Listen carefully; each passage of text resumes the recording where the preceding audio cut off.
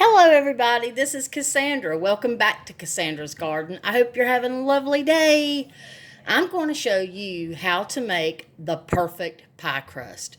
You can use this in sweet pies, savory pies, even topping for your chicken pie for the main course. It's very simple ingredients that you've probably already got in your home, and I'm telling you, the extra steps in the work is so worth it. You're going to start with 3 cups of all-purpose, also known as plain flour. You need to sift the flour first and then measure it out for an accurate measurement of product. So this is very finely sifted flour. To that, I'm going to add 4 teaspoons of sugar, a half a teaspoon of salt, and then I'm going to add 1 cup of cold cubed butter. I use real butter, and that's just what I do. I don't use margarine. This is going to make 2 pies and a whole bunch of mini pies. And so if you need, pie crust. So if you need a top and a bottom, you've already got it right here. Now, I don't have a pastry cutter. I really need to get one, but I've learned to use a fork. It does the same thing as a pastry cutter. You're going to take your fork or pastry cutter, and you're just going to mash the cold cubed butter into the flour. All the flour needs to be really good and coated with the butter.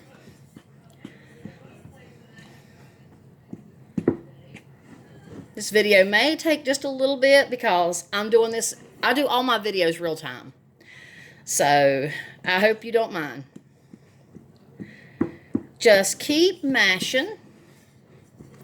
And as you can see, the flour is finally starting to take form of small pebbles. Now, to speed up the process, you can take very clean hands and you can just do it like that. And then I go back and forth with my fork and hands. But my hands are clean. I did wash them and I did sanitize them with hand sanitizer. I'm making a pumpkin pie for my family. They love my homemade pumpkin pies. And what really got me into making pie crust was years and years and years ago, store-bought, when I was a young girl, store-bought pies were not a thing. And so I had to learn the hard way how to make a pie crust. And the very first time I did, I'm telling you, I couldn't believe how much better it tasted than buying a pre-made pie. It was just so delicious. I got so many compliments on it from everybody.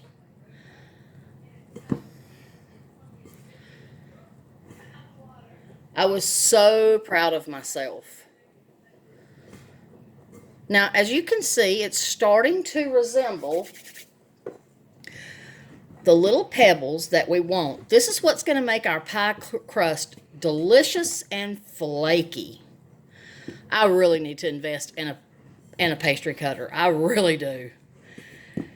Every time I go shopping for tools and various things to cook with and cookware, I always forget to get a pastry cutter, and I'm always sad that I forgot.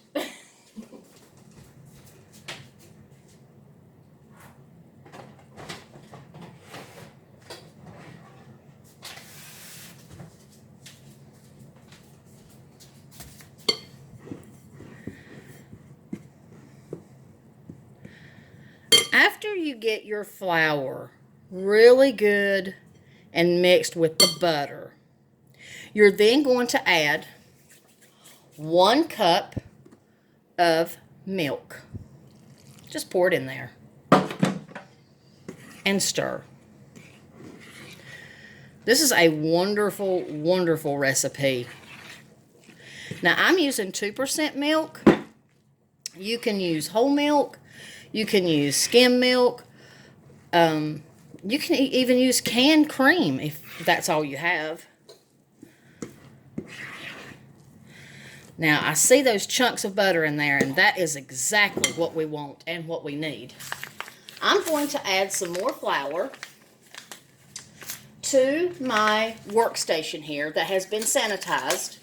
It has been deep cleaned and sanitized. Always make your pie crust on a sanitized work surface. And what I do is I just simply use soap and water, and then I spray it with my Clorox spray, and then I let it dry, and then I spray with alcohol. 99% rubbing alcohol, and then I'll just let it dry. And right now I'm just flouring my rolling pin. You're probably thinking, wow, that's a lot of flour. Well, this is a tacky dough, and it's supposed to be, but we can't let it stick. So we need enough flour on the work surface to make sure,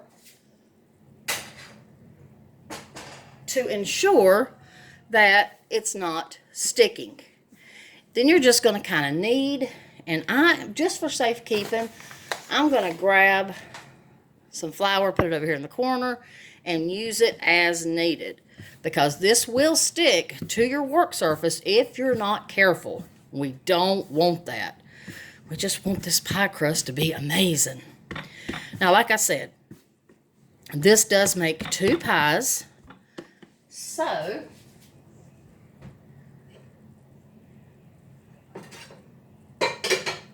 or a top and a bottom. But I have a very big pie pan, so I am going to cut just a little bit of this off, and I'm going to show you in a little bit what I'm going to do with this part. It's going to be really pretty. I can't wait.